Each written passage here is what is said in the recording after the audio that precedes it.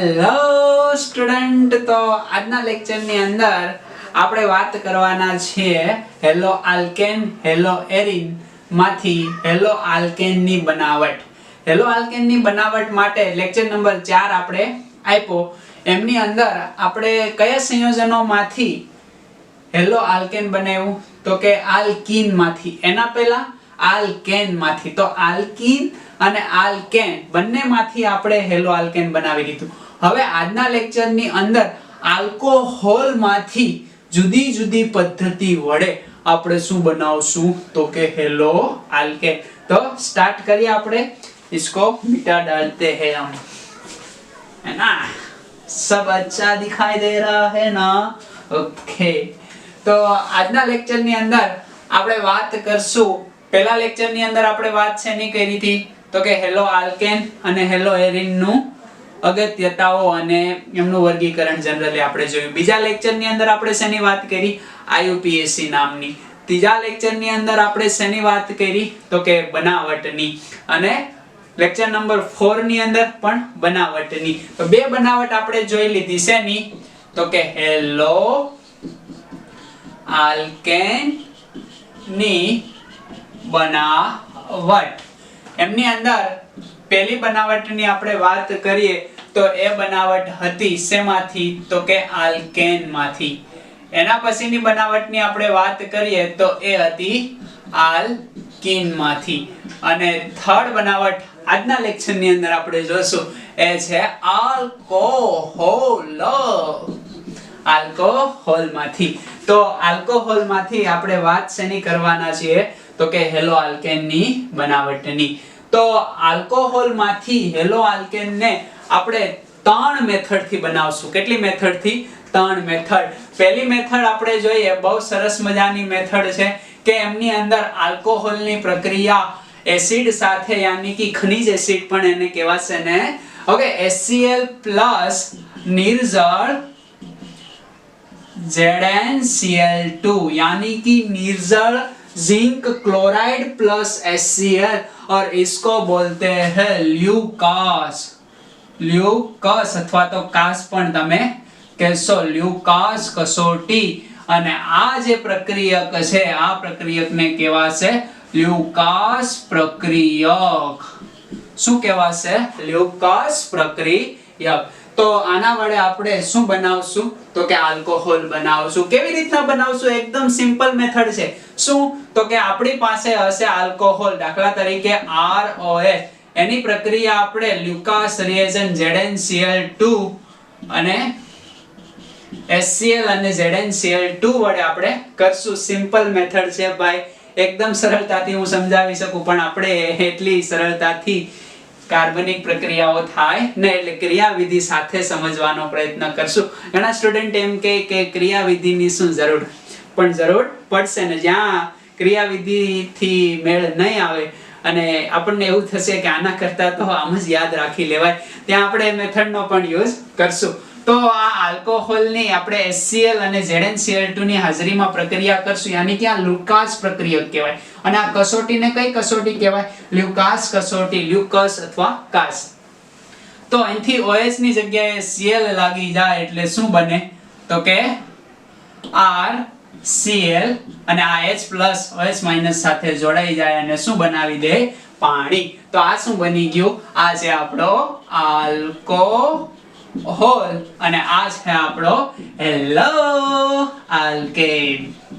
ખ્યાલ આવી જાય? એક તો આ પદ્ધતિ છે જેને આપણે ડિટેલની અંદર જોશું આજના લેક્ચરની અંદર જ.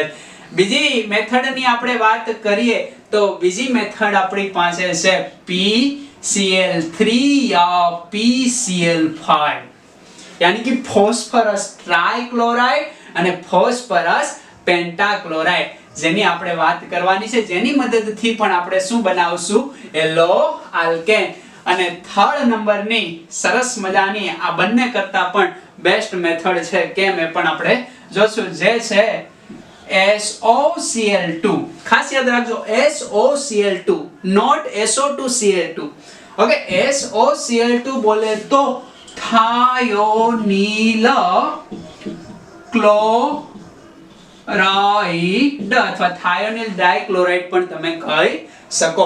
તો આ થાયોનિલ ક્લોરાઇડ અને SO2 આપણે ક્યાં લખી દઉં, સાઈડમાં લખી દઉં હે ને અહીંયા SO2Cl2 આને શું કહેવાય તો કે સલ્ફ્યુ, અને પૂછી નાખવું પડશે હે ને, હા આથી સલ્ફ્યુરાઇલ ક્લોરાઇડ, આને સલ્ફ્યુરાઇલ ક્લોરાઇડ કહેવાય, આ છે થાયોનિલ ક્લોરાઇડ. સમજ પડશે એટલી? ઓકે. તો આ ત્રણ પદ્ધતિથી આપણે આલ્કોહોલ બનાવવાનો છે. આનું બહુ સરસ મજાનું નામ છે, અહીંયા લખી દઉં. આ પદ્ધતિને કહેશું શું તો કે ડાર્જન પદ્ધતિ. કઈ પદ્ધતિ? ડાર્જન પદ્ધતિ. યાની કે ડાર્જન નામના વૈજ્ઞાનિકે મેળવી હશે એટલે એને આપણે કહેશું ડાર્જન પદ્ધતિ. ખ્યાલ આવશે? ઓકે, લખી નાખો જો એટલું. એટલાની મદદથી આપણે શું બનાવશું? Hello alkane. બધાની અંદર આગળ તો આલ્કોહોલ જ રહેશે. ખ્યાલ આવે છે ને? રેડી? લખાઈ ગયું? વિડિયોને પોઝ કરીને લખવાની ટ્રાય કરવી. ओके, मिटा डालो, यस. चलो इसको हम मिटा डालते हैं. आप બંને પદ્ધતિ બાદમાં જોશું, પહેલા આ પદ્ધતિને ડિટેલ થી જોવાનો પ્રયત્ન કરીએ. તો બહુ સરસ મજાની પદ્ધતિ છે. ઓકે, યાની કે આલ્કોહોલની ZnCl2 HCl સાથે પ્રક્રિયા કરો, હેલો આલ્કેન અને પાણીનો અણુ આપણને પ્રાપ્ત. તો આપણી પાસે એક એક્ઝામ્પલ આપણે લઈએ કે ROX. ખ્યાલ આવે છે? અહીંયા ઓક્સિજન ઉપર અબંધકારક ઇલેક્ટ્રોન યુગ્મ હશે. હવે આના પર કોણ એટેક કરશે તો કે ZnCl2 આના પર એટેક કરશે, કારણ કે આ Zn+2 હશે અને Cl- હશે એટલે બે થઈ ગયા ને. ઓકે, તો હવે આના પર એટેક કરશે. કેમ તો કે આને ઇલેક્ટ્રોન જોઈએ છે, આની પાસે અબંધકારક ઇલેક્ટ્રોન યુગ્મ છે. કઈ રીતને આ છે પ્રક્રિયાની મિકેનિઝમ, યાની કે ક્રિયાવિધિ, કઈ રીતે આ પ્રક્રિયા ફોલો થાય છે તો જોઈએ આપણે. તો આ Zn+2 જે આના પર એટેક કરશે એટલે આખો મોલેક્યુલર આના ઉપર એટેક કરશે એટલે કેવા પ્રકારની પ્રક્રિયા થશે તો કંઈક આવો તબક્કો આપણને પ્રાપ્ત થશે. આ આમને શું કરશે? ઇલેક્ટ્રોન આપશે. આમને ઇલેક્ટ્રોન શું કરે છે? આપે છે. બરાબર? તો અહીંયા R આ O એક ઇલેક્ટ્રોન કોને આપે છે તો કે Zn ને, યાની કે ZnCl2. તો Zn ઉપર કયો ચાર્જ આવશે? Negative charge. આના ઉપર પોઝિટિવ ચાર્જ અને આ ઓક્સિજન તો છે. ખ્યાલ આવે છે ને? આ ઓક્સિજન આ Zn ને ઇલેક્ટ્રોન આપે તો જ્યાં ઇલેક્ટ્રોન જાય તેના ઉપર નેગેટિવ ચાર્જ, જેને આપ્યો એના ઉપર પોઝિટિવ ચાર્જ. આમે ખબર પડી જાય ઓક્સિજનની વેલેન્સ સંયોજકતા કેટલી હોય તો કે 2 હોય, પણ અહીંયા 3 થઈ ગઈ એટલે એક ચાર્જ વધી ગયો એટલે પોઝિટિવ ચાર્જ આવી જશે. ખ્યાલ આવ્યો? હવે કેવા પ્રકારની પ્રક્રિયા અહીંયા થતી જોવા મળશે તો કે આપણે શું નિપજ બનાવવાની છે તો કે નિપજ એવી બનાવવાની છે કે અહીંયા સરળતાથી તમે કહો કે આ H ઇલેક્ટ્રોન આપી દે અને પોઝિટિવ સ્વરૂપે નીકળી જાય, પણ એને કાઢવાની કઈ જરૂર નથી. કેમ તો કે આપણી પાસે HCl છે, દેખાય છે? જો આને તમે કાઢી દેશો તો આ જોડાઈ ગયેલું રહેશે, તો અર્થ વગરની નિપજ બનશે. યાની કે આપણી પાસે જે HCl છે, હવે આ તબક્કાની અંદર HCl આવશે તો HCl આવીને એ શું કરશે તો કે આ જે ઓક્સિજન ઉપર પોઝિટિવ ચાર્જ એટલે એને ઇલેક્ટ્રોન હવે જોશે. એ ઇલેક્ટ્રોન કોની પાસેથી એ લેશે તો કે આ સંયોજન પાસેથી ઇલેક્ટ્રોન લેવાનો પ્રયત્ન કરશે. યાની કે આ R જે આને ઇલેક્ટ્રોન આપશે, તો આને ઇલેક્ટ્રોન આપે તો અહીંયા કેવા પ્રકારની પ્રક્રિયા થતી જોવા મળે તો કે આ જે R સંયોજન છે આપણું એ કેવું થશે તો કે ઇલેક્ટ્રોન આપે છે એટલે એના ઉપર પોઝિટિવ ચાર્જ આવે. આ જે સંયોજન છે આ ઓક્સિજનનો ચાર્જ કેવો થશે? ખતમ થશે. એટલે અહીંયા આપણને જે નિપજ મળશે કઈ હશે? ZnCl2 અને OX, અને આના ઉપર નેગેટિવ ચાર્જ એક આવી જશે ને, કારણ કે આ નેગેટિવ ચાર્જ એનો છે. ખ્યાલ આવે છે? હવે અહીંયા જે પ્રક્રિયા થશે ખાસ તમારે જોવાની. હવે કોણ આવશે? HCl આવશે, યાની કે H+ અને Cl-. હવે આ HCl શું કરશે તો કે સિમ્પલ પ્રોસેસ. અહીંયા નેગેટિવ ચાર્જ છે ત્યાં પોઝિટિવ ચાર્જ હશે એટલે શું બની ગયું? RCl બની ગયું. અને અહીંયા શું બનશે તો કે H+ જશે OH- સાથે એટલે H2O, અને વધશે શું તો કે ZnCl2. ખ્યાલ આવી જાય કે નો ખ્યાલ આવી જાય? આ રીતે આની મિકેનિઝમ જોવા મળે. હવે તમને પ્રશ્ન એ થાય કે આની મિકેનિઝમ મેં બતાવી શું કરવા તો કે આ જે R+ બન્યો આને શું કહેવાય તો કે કાર્બો કેટાયન. यानी कि લ્યુકાસ કસોટીનો રિએક્શન ઇન્ટરમીડિયેટ મધ્યવર્તી સંયોજન એ કાર્બોકેટાયન છે, જેના પરથી આપણને ખબર પડશે કે અહીંયા જે આપણો પ્રક્રિયક હોય એ કેટલી ઝડપથી પ્રક્રિયા આપશે. આ પ્રશ્ન જેડબલઈ અને નીટ ના પૂછાય. બોર્ડની અંદર તો સિમ્પલ છે, અહીંયા આલ્કોહોલ HCl ZnCl2 અને હેલો આલ્કેન આપી દેતા બોર્ડ માટે. પણ જે રિએક્શન ઇન્ટરમીડિયેટ યાની કે મધ્યવર્તી સંયોજન જે છે એ કાર્બોકેટાયન ફોર્મ થાય અને કાર્બોકેટાયનની સ્ટેબિલિટીનો ક્રમ તમને માલુમ છે 3 degree greater than 2 degree greater than 1 degree. ખ્યાલ છે ને આ ક્રમ? ઓકે, તો જો 3 ડિગ્રી કાર્બોકેટાયન બનશે તો પ્રક્રિયા ફાસ્ટ થશે, જો 2 ડિગ્રી બનશે તો થોડી ફાસ્ટ થશે અને 1 ડિગ્રી બનશે આ રીતે પ્રક્રિયા થશે. તો આ તમને ખ્યાલ આવ્યો, યાની કે અહીંયા કાર્બોકેટાયન બને. હવે કાર્બોકેટાયન બને તો થોડું એની આપણે પ્રકાશીય નિપજ જોઈ લઈએ. યાની કે જ્યારે પણ કાર્બોકેટાયન બને ત્યારે કાર્બોકેટાયનનું સંકરણ કયું હોય? sp2. યસ, sp2 હોય. કાર્બોકેટાયનનું સંકરણ હશે sp2. પૂરું કીધું? યસ. તો sp2 સંકરણ હોય તો એમનો આકાર કેવો હોય? તો કે પ્લેનર, યાની કે એક સમતલમાં હોય ને તો સમતલીય આકાર આપણને એમનો જોવા મળશે. હું અહીંયા દોરી દઉં એક તમને બંધારણ. દાખલા તરીકે આ કાર્બન છે, આ હાઇડ્રોજન છે, આ હાઇડ્રોજન છે અને આ એક હાઇડ્રોજન છે.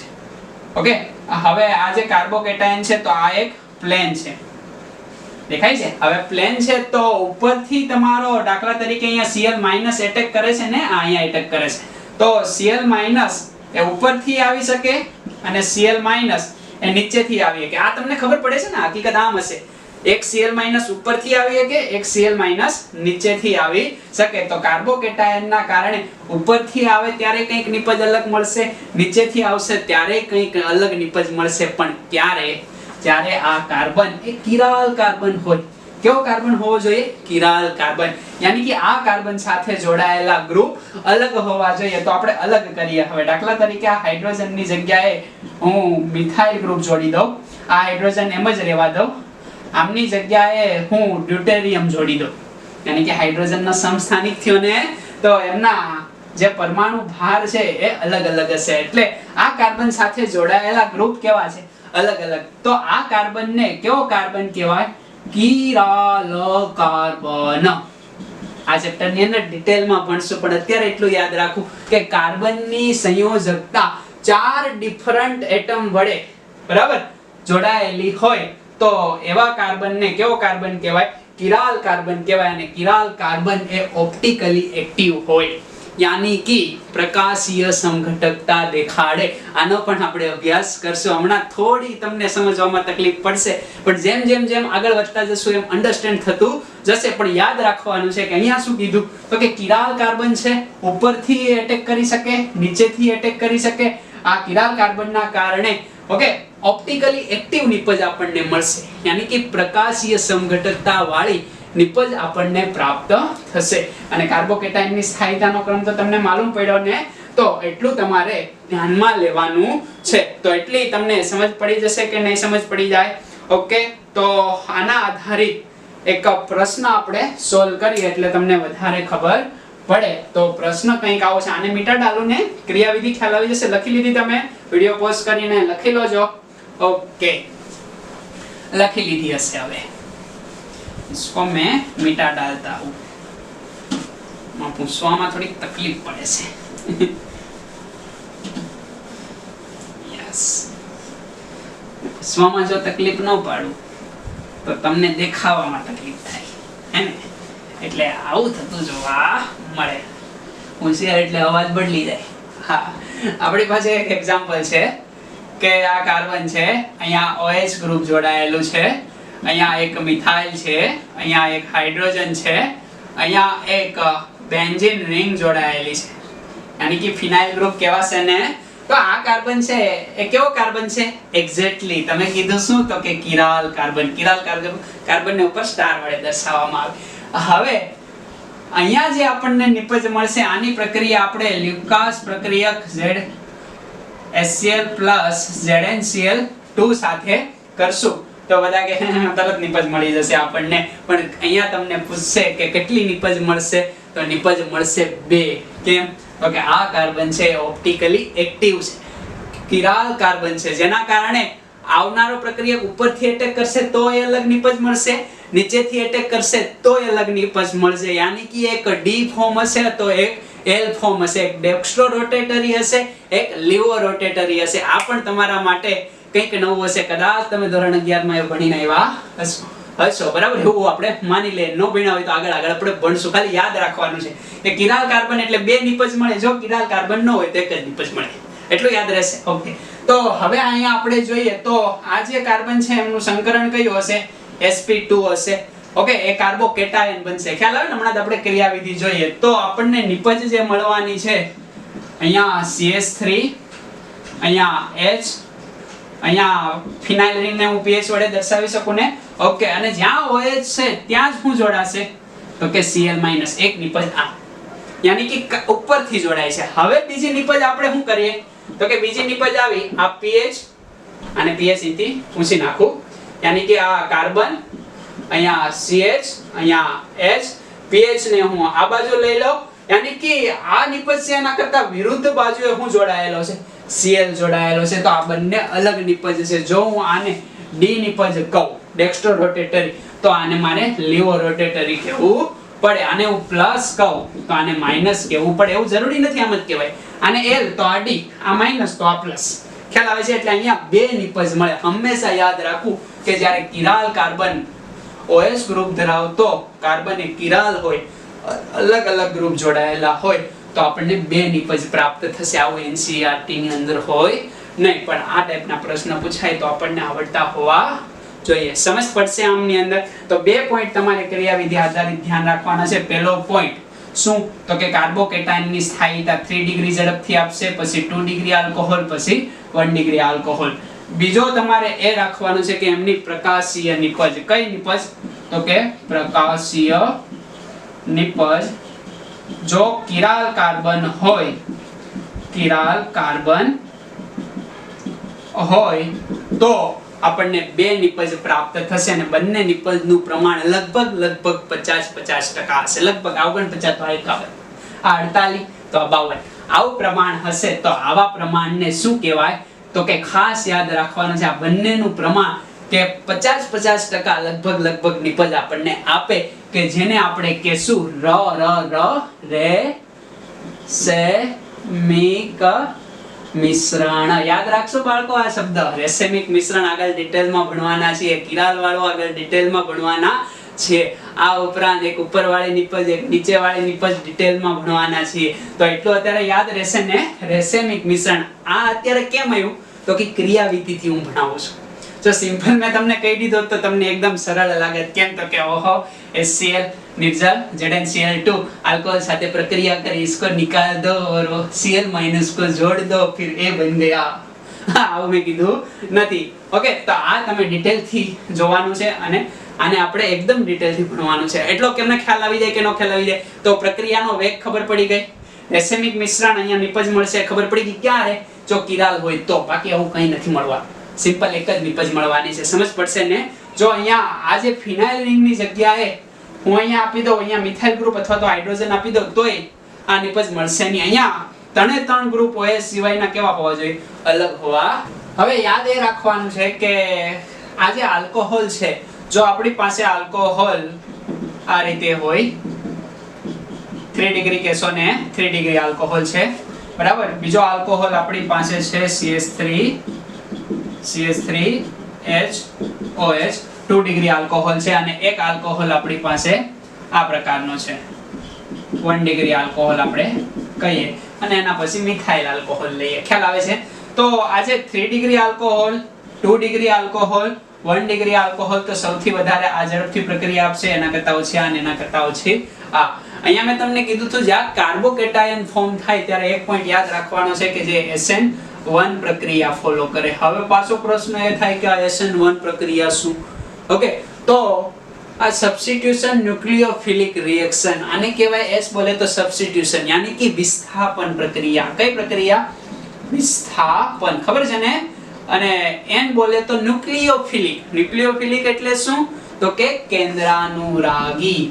કેન્દ્રાનુરાગી. ખ્યાલ હશે કેન્દ્રાનુરાગી જેના ઉપર નેગેટિવ ચાર્જ અથવા તો અબંધકારક ઇલેક્ટ્રોન યુગ્મ હોય અને કેન્દ્રાનુરાગી પ્રક્રિયક કહેવાય. તો કેન્દ્રાનુરાગી પ્રક્રિયક વડે જે વિસ્થાપન થાય એને શું કહેવાય? SN1 પ્રક્રિયા અને SN2 ડિટેલમાં ભણવાના છે, ગભરાવાની જરૂર છે નહીં. તો આ SN1 પ્રક્રિયાને ફોલો કરશે તો એમની અંદર એ કાર્બોકેટાયનની સ્થાયીતા 3 ડિગ્રી 2 ડિગ્રી 1 ડિગ્રી આ કેમ આવ્યું એટલું ખબર પડી ગઈ ને તમને?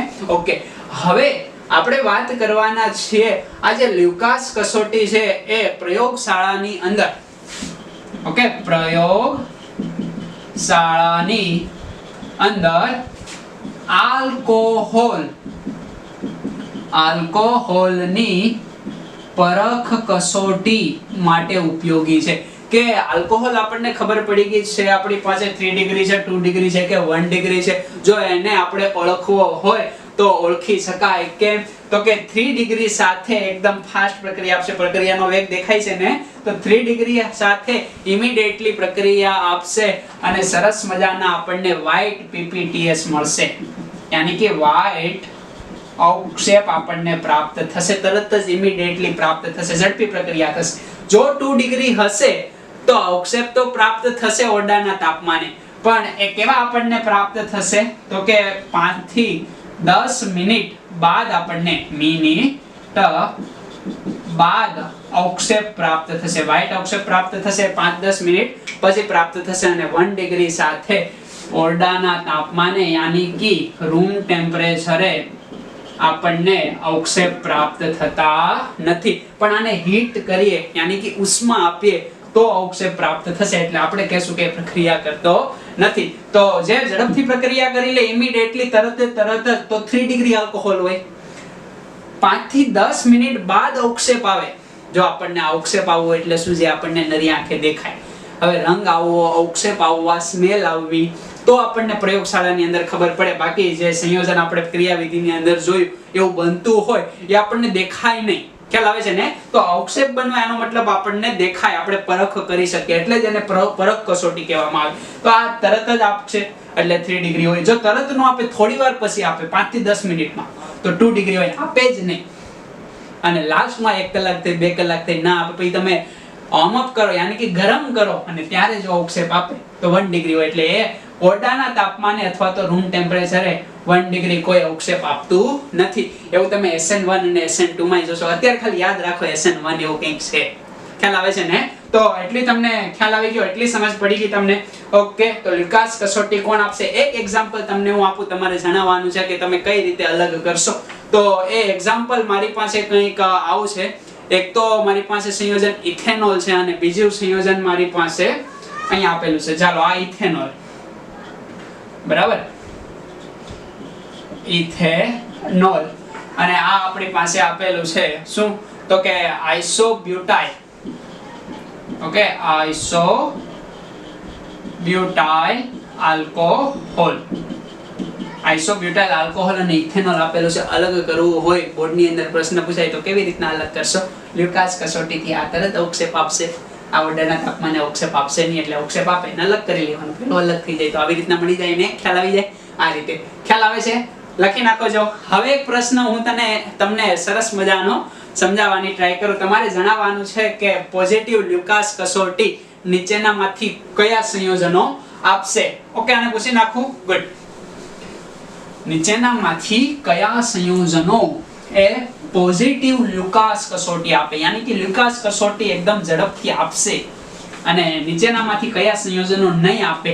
આ એવો પ્રશ્ન છે કે જેમના MCQ 4 હશે, ઓપ્શન 4 હશે એક MCQ ના, અને એમની અંદર મોર ધેન 1 કરેક્ટ હોઈ શકે, એક કરતા વધારે સાચા હોઈ શકે. તો ઓપ્શન એ અહીંયા હું આપી દઉં. ઓપ્શન એ મારી પાસે છે CH3CH2OH. ઓપ્શન બી મારી પાસે સરસ મજાનો છે CH3CH3OH. 1 ડિગ્રી 2 ડિગ્રી ઓળખી જતા હશો. ઓપ્શન સી મારી પાસે સરસ મજાનો છે CH2OH, બેન્ઝાઇલિક હેલાઇડ છે, હે ને? અને ઓપ્શન ડી મારી પાસે સરસ મજાનો છે, એ ઓપ્શન ડી આપણે રાખશું 3 ડિગ્રી લઈ લઈએ. CH3 અને OH. તો કયા સંયોજનો જે લ્યુકાસ કસોટી આપશે? તમે ના પાડી દીધી છે, આ નહીં આપે. Okay good. આપશે 1 ડિગ્રી છે ને, કારણ કે OH જે કાર્બન સાથે જોડાયેલો બીજા એક કાર્બન સાથે જોડાયેલો 1 ડિગ્રી, OH જે કાર્બન સાથે 1 ડિગ્રી, OH જે કાર્બન સાથે બીજા 2 કાર્બન સાથે 2 ડિગ્રી, OH જે કાર્બન સાથે બીજા 3 કાર્બન સાથે 3 ડિગ્રી. આ તો ખબર છે ને. આ 1 ડિગ્રી ના આપે, 3 ડિગ્રી યસ યસ બહુ સારી આપશે, એટલે option D is right. 2 degree yes yes આ આપશે, 5-10 મિનિટમાં તો આપશે ને. હા આ પણ આપશે નહીં. આવું કર્યું ખોટું. ખ્યાલ આવે છે? તો આવા પ્રશ્નો હોય છે. આ જે સંયોજન છે, આ જે કાર્બોકેટાયન છે એ આ 1 ડિગ્રી કરતા સ્થાયી યાની કે 2 ડિગ્રી કરતા પણ વધારે સ્થાયી છે. કેમ? તો કે બેન્ઝાઇલ કાર્બોકેટાયન છે, યાની કે અહીંયા OH ગ્રુપ નીકળી જશે પછી આ કાર્બન ઉપર પોઝિટિવ ચાર્જ આવશે, અને આ કાર્બનનો જે પોઝિટિવ ચાર્જ છે એ રેઝોનન્સ થી સ્ટેબલ છે. આ આપણે શીખ્યા છે ધોરણ 11 માં. સંસ્પંદનથી એ સ્થાયી થઈ જાય. કેમ?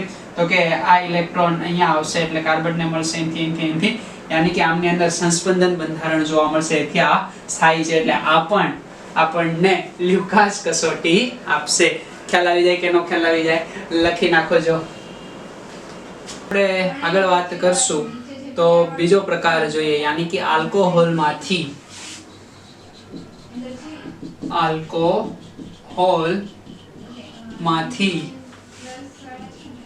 હેલો આલ્કેન ની બનાવટ. આલ્કોહોલમાંથી આપણે હેલો આલ્કેન ની બનાવટ જોઈ. એમની અંદર પહેલી બનાવટ આપણે વાત કરી કે આપણી પાસે લ્યુકાસ પ્રક્રિયક હોય. કયો પ્રક્રિયક? લ્યુકાસ અથવા તો કસ પ્રક્રિયક, અને એ પ્રક્રિયાને આપણે લ્યુકાસ પ્રક્રિયા કહેશું. એમની અંદર નિર્જળ ZnCl2 પ્લસ HCl નો આપણે ઉપયોગ કર્યો. હવે સેકન્ડ મેથડ આપણે જોઈએ તો ફોસ્ફરસ પેન્ટાક્લોરાઇડ, અને પછી આમાં જ જોશું આપણે ફોસ્ફરસ ટ્રાઇક્લોરાઇડ. તો ફોસ્ફરસ પેન્ટાક્લોરાઇડ ની અંદર આપણે વાત કરીએ તો આપણી પાસે નોર્મલ આલ્કોહોલ છે. આ આલ્કોહોલની પ્રક્રિયા ફોસ્ફરસ પેન્ટાક્લોરાઇડ સાથે કરીએ તો એકદમ સિમ્પલ. આ જે OH ગ્રુપ છે એ હેલોજન વડે વિસ્થાપિત થઈ જાય, અને આપણને જે નિપજ પ્રાપ્ત થશે એ થશે RCl. આને કહેશું આપણે હેલો આલ્કેન, અને આ છે આપણો આલ્કોહોલ, અને આ આપણો છે ફોસ્ફરસ પેન્ટાક્લોરાઇડ. લખી દઉં. Okay, phosphorus pentachloride. તો ફોસ્ફરસ પેન્ટાક્લોરાઇડ ની આલ્કોહોલ સાથે પ્રક્રિયા કરતા હેલો આલ્કેન ફોર્મ થાય છે, અને એ પ્રક્રિયા દરમિયાન એક Cl વપરાઈ ગયો. હજી આપણી પાસે કેટલા Cl છે? તો કે 4 Cl બાકી છે. આ H+ સાથે એક Cl જશે એટલે આપણને મળશે HCl જે ગેસ ફોર્મ ની અંદર હશે. ત્યારબાદ હજી કેટલા Cl વધ્યા? તો કે 3. એક હું વધ્યો ફોસ્ફરસ, અને ઓક્સિજન કેટલા છે? 1. એનો મતલબ POCl3 ફોસ્ફરસ ઓક્સોક્લોરાઇડ. આને શું કહેશું આપણે? ફોસ્ફરસ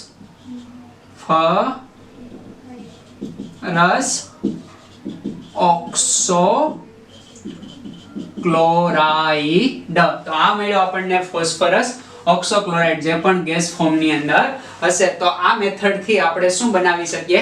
હેલો આલ્કેન બનાવી શકીએ. એક એક્ઝામ્પલ આપણે લઈ લઈએ. CH3 CH2OH એમની પ્રક્રિયા ફોસ્ફરસ પેન્ટાક્લોરાઇડ સાથે કરીએ તો CH3 CH2 as it is OH ની જગ્યાએ શું આવશે? તો કે Cl, યાની કે આને આપણે શું કહેશું? ક્લોરો 2 કાર્બન યાની કે ઇથેન, પ્લસ શું મળશે આપણને? સેમ ઉપર પ્રમાણે HCl પ્લસ POCl3. ખ્યાલ આવી જાય તમને? ઓકે, આ વાત થઈ PCl5 ની.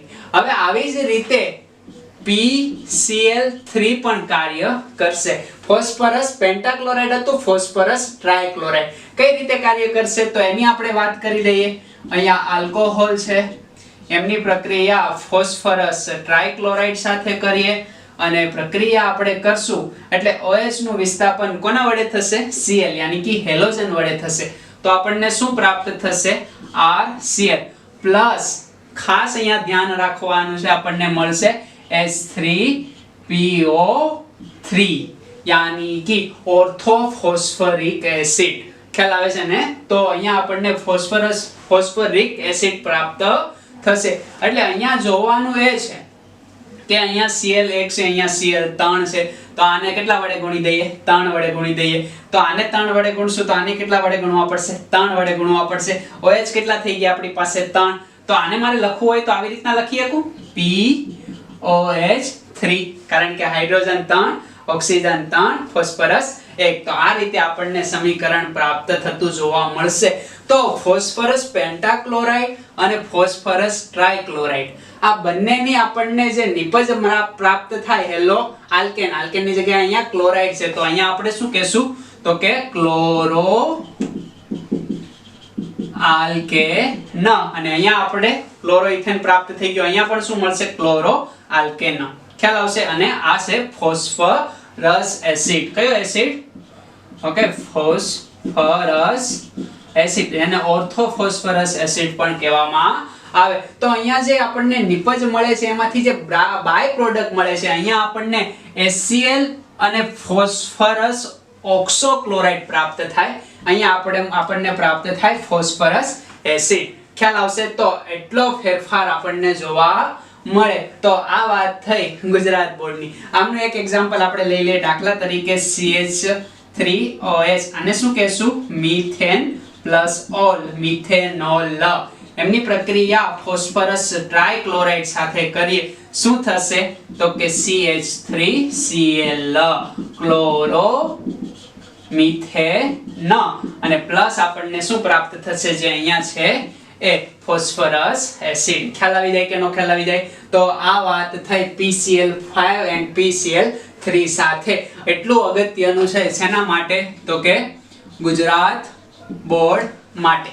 હવે આપણે આમાં આગળ વધીએ તો એની આપણે જોશું ક્રિયાવિધિ, અને ત્યારબાદ આપણે જોશું કે કેવા પ્રકારની નિપજ આપણને પ્રાપ્ત થાય. તો એટલું તમે લખી નાખો. લખી નાખો. વિડિયોને પોઝ કરીને લખવાની ટ્રાય કરવી. ઓકે, 1, 2 અને 3. તો આપણે જોઈએ પહેલા ફોસ્ફરસ પેન્ટાક્લોરાઇડની મિકેનિઝમ, યાની કે એમની ક્રિયાવિધિ. ઘણા બાળકોને એવો પ્રશ્ન થતો હશે કે એટલું સિમ્પલ પ્રક્રિયા છે, OH દૂર કરીને Cl લગાડી દઈએ, નિપજ યાદ રાખી લઈએ અને કામ ખતમ. તો મિકેનિઝમ યાની કે ક્રિયાવિધિ શીખવાડવા પાછળનું રીઝન હમણાં જ ખબર પડી જશે. તો વાત કરીએ આપણે PCl5 ની ક્રિયાવિધિ, યાની કે PCl5 કોની ઉપર પ્રક્રિયા કરશે? તો કે આલ્કોહોલ. અહીંયા ઓક્સિજન ઉપર બે બંધકારક ઇલેક્ટ્રોન યુગ્મ હશે. હવે PCl5 પ્રક્રિયા કરશે. ખાસ યાદ એ રાખવું કે આ PCl5 એ બે ફોર્મની અંદર અલગ અલગ પ્રક્રિયા આપશે. એક તો વાયુ અવસ્થામાં હશે ત્યારે પણ અલગ નિપજ આપશે, અને એ પ્રવાહી શું ઘન અવસ્થામાં હશે ત્યારે પણ અલગ નિપજ આપશે. તો વાયુ અવસ્થામાં હોય, જો કંઈ ના લખ્યું હોય તો તમારે શું ઇન્ડિકેટ કરવું? વાયુ. અને જો તમને કીધું હોય કે PCl આવી રીતના લખેલું હોય PCl5 સોલિડ, તો તમારે શું સમજવું? ઘન. તો પહેલા આપણે વાયુ વાળી નિપજ જોઈએ. આ ગેસ ફોર્મની અંદર હોય ત્યારે. તો આને થોડું વિસ્તૃત આપણે લખવું હોય તો આ રીતે લખી શકાશે. કઈ રીતે? તો કે આ આપણો ફોસ્ફરસ, અહીંયા ક્લોરીન, આ ક્લોરીન, આ ક્લોરીન, ક્લોરીન અને ક્લોરીન. હવે આ PCl5 અને આ ઓક્સિજન, તો આ જે PCl વાળું બંધારણ સરસ મજાનું જોવા મળે એ આ ઓક્સિજન સાથે સંયોજાઈ જાય. કેવી રીતના સંયોજાઈ જાય? તો કે જેવી રીતના એ ઓક્સિજન સાથે સંયોજાવાની ટ્રાય કરશે એટલે અહીંથી એક Cl રિમૂવ થશે. તો આ રીતે આમની પ્રક્રિયા થતી જોવા મળશે કે આ જે છે એ સંયોજન આના ઉપર એટેક કરશે. કેમ? તો કે ફોસ્ફરસને ઇલેક્ટ્રોન જોઈએ છે, અહીંથી રિમૂવ થશે કારણ કે ગુડ લિવિંગ ગ્રુપ છે, બરાબર? તો ઇલેક્ટ્રોન, એક બોન્ડ એટલે બે ઇલેક્ટ્રોન થાય ને, તો આ Cl એ Cl- સ્વરૂપે જેવો રિમૂવ થાય એવો જ આ ફોસ્ફરસ ઓક્સિજન પાસેથી ઇલેક્ટ્રોન મેળવશે. ઓક્સિજન પોતાના ઘરના ઇલેક્ટ્રોન આપે એટલે ઓક્સિજન ઉપર કયો ચાર્જ આવશે? Positive charge. એટલે આને આપણે લખીએ તો આ રીતે લખ્યું, ધ્યાનથી જોવાનું છે.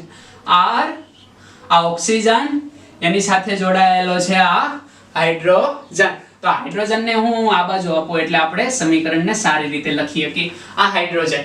ઓકે, હવે શું થશે તો કે આ ફોસ્ફરસ જોડાણો, તો કે હા ફોસ્ફરસ પાસે કેટલા Cl વધ્યા આવે તો કે 4. એક Cl તો ગયો ને, તો ફોસ્ફરસ જોડાણો આ Cl અહીંથી ગયો, ફોસ્ફરસ ઉપર પ્લસ ચાર્જ આવશે, આ Cl માઈનસ સ્વરૂપે રિમૂવ થયો હશે, તો આ બંધારણ દરમિયાન માઈનસ આપણને Cl માઈનસ પ્રાપ્ત થશે. ખ્યાલ આવે છે તમને? હવે ઓક્સિજનની વેલેન્સી યાની કે ઓક્સિજનને પોતાના અબંધકારક ઇલેક્ટ્રોન યુગ્મ આને આપ્યા છે એટલે આના ઉપર કયો ચાર્જ આવી જશે પ્લસ. સમજાય છે તમને? ફરીવાર આ માઈનસ સ્વરૂપે જાય ક્યારે? જ્યારે આ બોન્ડ બ્રેક થાય ત્યારે આ ફોસ્ફરસ ઉપર કયો ચાર્જ આવે પ્લસ.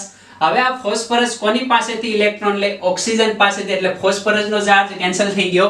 ઓક્સિજને પોતાના ઘરના ઇલેક્ટ્રોન આપ્યા. ઓક્સિજન ટ્રિપલ બોન્ડ થી જોડાણો એટલે ઓક્સિજન ઉપર કયો ચાર્જ આવ્યો? પ્લસ ચાર્જ આવ્યો. ખ્યાલ આવી ગયો ને એટલો? ઓકે, બાકીના બે અબંધકારક ઇલેક્ટ્રોન યુગ્મ એ તો રહેશે, ના દર્શાવી તો પણ ચાલે. તો એટલું આપણને માલુમ પડ્યું. હવે આપણે જોઈએ કે આ પ્રક્રિયાને આપણે આગળ કઈ રીતના વધારશું. તો એકદમ સિમ્પલ રીતે આને આગળ વધારી શકાય. કેવી રીતના? તો કે આ જે સંયોજન આપણું હશે, આ ઓક્સિજન શું કરશે તો કે આ હાઇડ્રોજન એ આ ઓક્સિજનને ઇલેક્ટ્રોન આપી દેશે, યાની કે H+ સ્વરૂપે રિમૂવ થાય કે ન થાય. તો આ જે સંયોજન છે આપણને આવું મળશે, RO H+ સ્વરૂપે રિમૂવ થઈ ગયો એટલે અહીંયા આપણે અહીંથી આ બંને ઇલેક્ટ્રોન ઓકે જે આમને આપી દે છે, ઓક્સિજન મેળવી લે એટલે ચાર્જ કેન્સલ થયો. હાઇડ્રોજન કયા સ્વરૂપે? જ્યારે આ બોન્ડ બ્રેક થાય ત્યારે H+ સ્વરૂપે રિમૂવ થઈ જશે એટલે અહીંયા આપણને શું પડ્યું? -H+.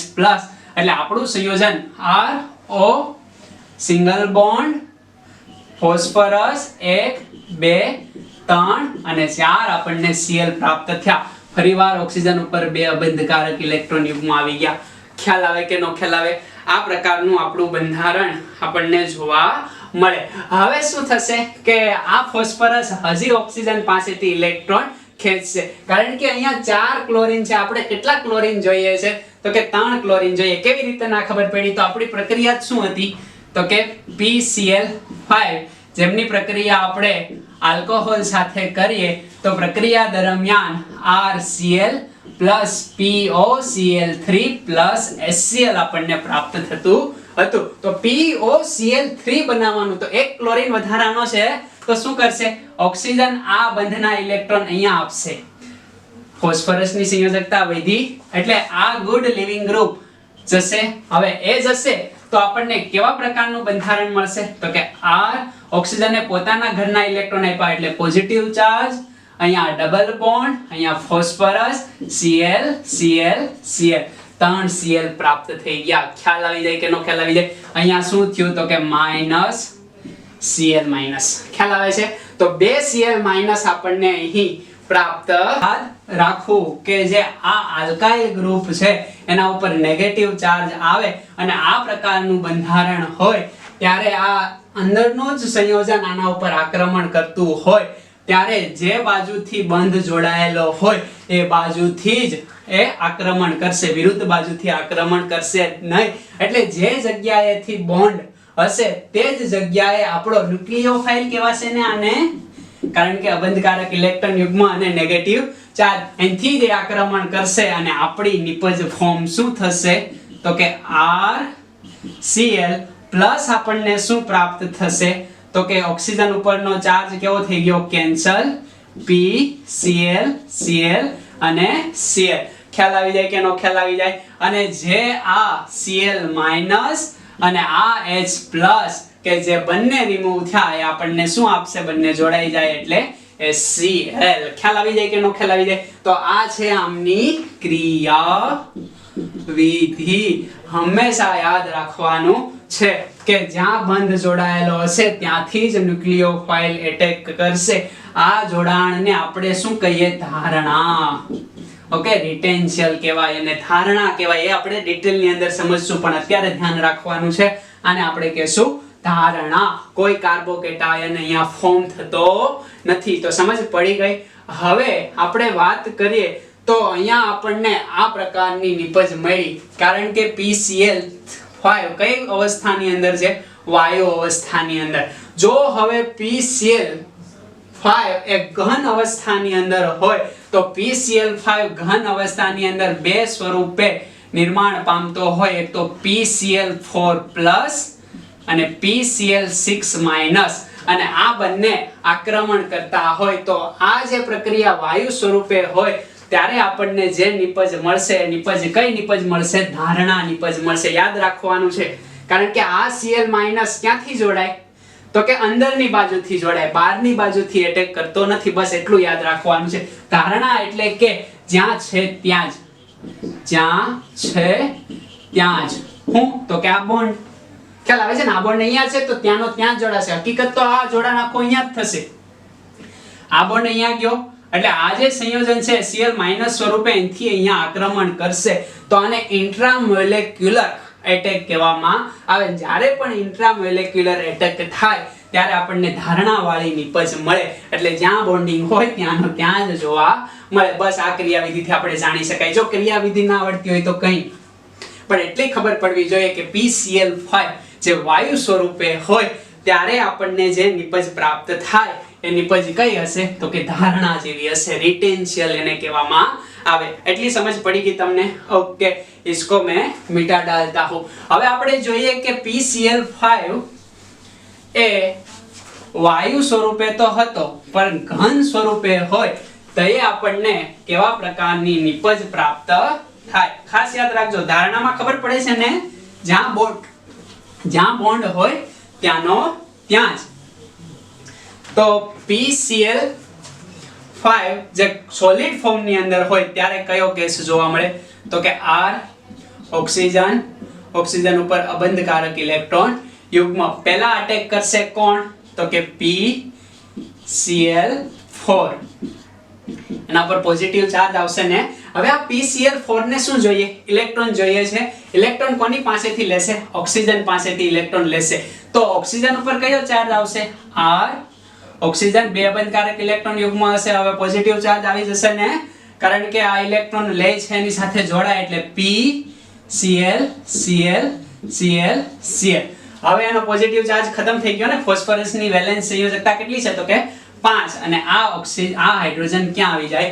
અહીંયા. એટલે આપણને સમજ પડે છે. ઓકે, હવે કેવા પ્રકારની પ્રક્રિયા થતી જોવા મળશે? તો સેમ અહીંથી H+ દૂર થશે.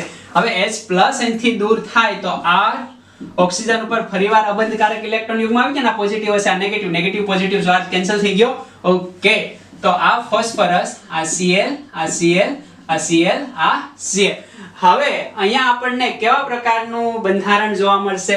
તો કે ફોસ્ફરસ આ અબંધકારક ઇલેક્ટ્રોન યુગ્મને જોઈ જશે એટલે આ અબંધકારક ઇલેક્ટ્રોન યુગ્મ અહીંયા આવે.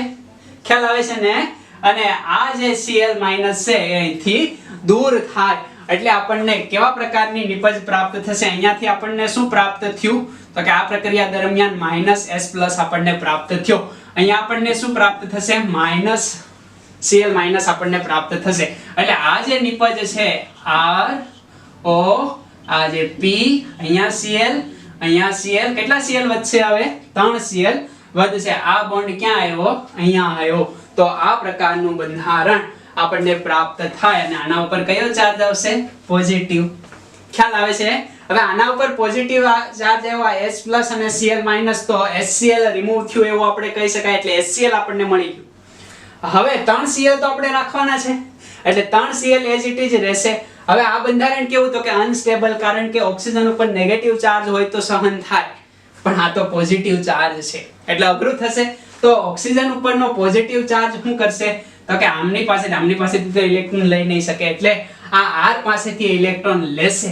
તો ઇલેક્ટ્રોન લેશે તો આંશિક ઋણ વિષભારિત બનશે અને જેવો આ આંશિક ઋણ વિષભારિત બને યાની કે આ આમની પાસેથી ઇલેક્ટ્રોન લે તો આ પોઝિટિવ ચાર્જ બનશે કે નેગેટિવ ચાર્જ?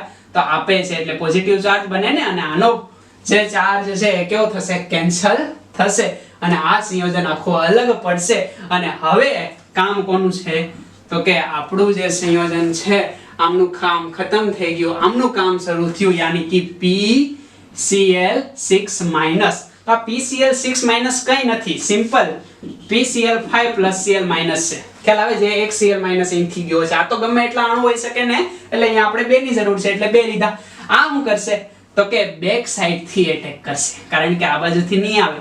અહીંયા Cl- એ બંધારણનો જ નથી, યાની કે આંતરઆણવીય એટેક થતું નથી, પરંતુ બહારથી એટેક થાય છે. એટલે કઈ બાજુથી? તો કે વિરુદ્ધ બાજુથી એટેક થાય. જો બોન્ડ અહીંયા છે અને વિરુદ્ધ બાજુથી એટેક થાય તો આપણને નિપજ કેવી મળશે? તો કે R એનથી એટેક થશે કોનો? તો કે Cl નો, અને PCl તો નીકળી જશે ને. આ હકીકત Cl- એ ખ્યાલ આવે છે ને. અને પ્રક્રિયા દરમિયાન શું મળશે? તો કે આ બોન્ડ અહીંયા જશે એટલે ઓક્સિજન ઉપર ચાર્જ કેન્સલ થશે અને Cl પ્રાપ્ત થશે અને અહીંથી HCl તો મળી ગયો હશે ને, એ આપણો રહેશે HCl. તો વિરુદ્ધ બાજુથી અથવા તો બહારથી જો એટેક થતી હોય, એટેક ક્યાંથી થાય છે? બહારથી. તો આવું જો એટેક થતું હોય તો એને કહેવાય વ્યુત્ક્રમણ. શું કહેવાય? વ્યુત્ક્રમણ કહેવામાં આવે. સમજ પડશે? તો આગળ આવશે હે ને. હા, વ્યુત્ક્રમણ યાની કે ઇન્વર્ઝન. ઓકે, સુક્રોઝ નું ઇન્વર્ઝન એવો શબ્દ તમે સાંભળ્યો હશે. એટલે જ્યાં ઓક્સિજન જોડાયેલો છે ત્યાં જ નહીં, પણ એનાથી વિરુદ્ધ બાજુએ Cl- આપણો જોડાશે, ન્યુક્લિયોફાઇલ જોડાશે. તો આ વાત થઈ શેની? તો કે ઘન PCl5 ની. અને અહીંયા આપણને નિપજ મળશે ધારણા, અને અહીંયા આપણને નિપજ કેવી મળશે? તો કે વ્યુત્ક્રમણ યુક્ત, વિરુદ્ધ નિપજ આપણને પ્રાપ્ત થતી જોવા મળશે. ખ્યાલ આવશે? તો આ વાત થઈ કોની? તો કે PCl5 ઘન સ્વરૂપે હોય ત્યારે એમની મિકેનિઝમ, ક્રિયાવિધિ. ઓકે, લખી નાખો. લખાઈ ગયું? હવે આને રિલેટેડ આપણે પ્રશ્ન જોવાના છે. શું મળે છે અહીંયા? ઇન્વર્ઝેશન. ઓકે, પૂછી નાખો 1, 2 અને 3. હવે આપણે આના રિલેટેડ એક પ્રશ્ન જોઈએ. વિડિયોને પોઝ કરીને પ્રશ્ન આવે એટલે સોલ્વ કરવાનો પ્રયત્ન કરવાનો છે. આ બધું જ JEE અને NEET માટે છે. ગુજરાત બોર્ડ માટે મેં તમને કીધું એટલી જ વસ્તુ યાદ રાખવાની છે. સિમ્પલ આ દેખાય છે ને, બસ એટલું જ. આ બધી જ વાત શેના માટે હોય છે? NEET માટે. તો આપણો એક્ઝામ્પલ કંઈક આવો છે કે આ કાર્બન, અહીંયા મિથાઇલ ગ્રુપ, અહીંયા હાઇડ્રોજન ગ્રુપ, અહીંયા આપણે જોડી દઈએ ફિનાઇલ ગ્રુપ. ઓકે, અને અહીંયા જોડીએ OH. આમની પ્રક્રિયા હું કોની સાથે કરું છું? તો કે આમની પ્રક્રિયા હું PCl5, અહીંયા પણ PCl5, અહીંયા PCl5 ગેસ ફોર્મ ની અંદર, અથવા તો કંઈ ના કહે તો સમજી લેવું ગેસ ફોર્મ ની અંદર, અને અહીંયા સોલિડ ફોર્મ ની અંદર. યાની કે સોલિડ ફોર્મ ની અંદર આપવું હોય તો એને કેવું પડશે? આ બંનેની મને નિપજ તમારે જણાવવાની છે. તો જણાવો જો નિપજ. આ કાર્બન કેવો છે ભાઈ? કિરાલ કાર્બન છે. સમજ પડે છે ને? જ્યારે કિરાલ કાર્બન હશે ત્યારે કન્ડિશન થશે, બાકી તો જે નિપજ મળતી હશે એની જ આપણને મળે. શું કરશો? આવી જશે જવાબ. આ સોલિડ ફોર્મ, આ ગેસ ફોર્મ મેળવી લઈએ. જ્યારે કિરાલ કાર્બન હોય ત્યારે તમારે જોવાનું કે એની એ જ જગ્યાએ OH જ્યાંથી દૂર થાય ત્યાં જ જો Cl જોડાતો હોય તો શું હશે? એને ધારણા કહેવાય. તો અહીંયા ગેસ ફોર્મ ની અંદર કઈ નિપજ મળશે? ધારણા વાળી. અહીંયા કઈ નિપજ મળશે? વ્યુત્ક્રમણ વાળી. તો વ્યુત્ક્રમણ અને ધારણામાં સમજાય છે ને, ડિટેલ ની અંદર આપણે જોવાનું છે ત્યારે વધારે ખબર પડશે, પણ અત્યારે તમે આને યાદ રાખજો. જો જ્યારે કિરાલ કાર્બન હોય ત્યારે આવો કેસ કરો, કિરાલ કાર્બન ન હોય ત્યારે એવો કેસ કરો. અને કિરાલ કાર્બન તમે સમજી ગયા છો, આગળ જ સમજાવ્યું મેં. તો અહીંયા જે નિપજ મળશે આ આપણો ફિનાઇલ. ખ્યાલ આવશે? આ આપણો શું મળશે? તો કે કાર્બન. આપણે અહીંયા વ્યુત્ક્રમણ વાળી નિપજ બનાવવાની છે. એટલે કે આ આપણો કાર્બન, આ મિથાઇલ ગ્રુપ, આ હાઇડ્રોજન. હવે વ્યુત્ક્રમણ એટલે જ્યાંથી OH- નીકળે ત્યાં જ Cl- જોડાશે? ગલત. અહીંયા શું જોડાશે? તો કે એનાથી વિરુદ્ધ Cl- અને આ આપણો ફિનાઇલ ગ્રુપ. ખ્યાલ આવશે? તો અહીંયા આ નિપજ પ્રાપ્ત થશે. અહીંયા ધારણા, જ્યાં OH- દૂર થાય ત્યાં શું જોડાશે? Cl-. એટલે અહીંયા જોડાશે કાર્બન, આ મિથાઇલ, આ હાઇડ્રોજન, આ ફિનાઇલ. બરાબર? ફિનાઇલ ને pH વડે પણ લખી શકાય. અને અહીંયા શું જોડાશે? તો કે Cl-. સમજ પડી જાય? તો આ નિપજ મળી ધારણા વાળી, આ નિપજ મળી વ્યુત્ક્રમણ વાળી. બાય પ્રોડક્ટ શું આવશે? તો કે POCl3 HCl. આ તો બંનેની સરખી રહેશે ને? ખ્યાલ આવી જાય? સમજ પડી જાય? તો આ પ્રકારના પ્રશ્ન તમે સોલ્વ કરી શકો. અહીંયા હંમેશા યાદ રાખવું, તમને પ્રશ્ન થતો હશે કે PCl5 તો કે પ્રક્રિયા આપે, પરંતુ PBr5 અથવા PI5 બરાબર, યાની કે ફોસ્ફરસ પેન્ટાબ્રોમાઇડ અને ફોસ્ફરસ પેન્ટાઆયોડાઇડ આ કોઈ પણ પ્રકારની આવી પ્રક્રિયા આપતા નથી. એટલે હંમેશા યાદ રાખવું, માત્ર કોણ પ્રક્રિયા આપશે? PCl5. ખ્યાલ આવી જાય કે નો ખ્યાલ આવી જાય? એટલે એને આધારિત રાખવું. ગુજરાત બોર્ડ માટે કઈ રીતના પ્રશ્ન પૂછાય? તો કે સિમ્પલ પ્રશ્ન આપણો પૂછાઈ શકે કે એક એક્ઝામ્પલ છે CH3 CH2 આલ્કોહોલની પ્રક્રિયા ફોસ્ફરસ પેન્ટાક્લોરાઇડ સાથે કરતા ક્લોરોઇથેન અથવા તો હેલો આલ્કેન પ્રાપ્ત થાય છે, અથવા ક્લોરો આલ્કેન પ્રાપ્ત થાય HCl અને ફોસ્ફરસ ઓક્સોક્લોરાઇડ આપણને પ્રાપ્ત થાય છે. ખ્યાલ આવી જાય કે નો ખ્યાલ આવી જાય? મીઠા ડાલો. ઓકે, લખી નાખો જો આમને. હવે આપણે વાત કરવાના છીએ, શેની વાત કરશું? તો કે ફોસ્ફરસ ટ્રાઇક્લોરાઇડ. ખ્યાલ આવશે ક્યાં કઈ નિપજ મળે? ओके, मिटा डालिए हमने.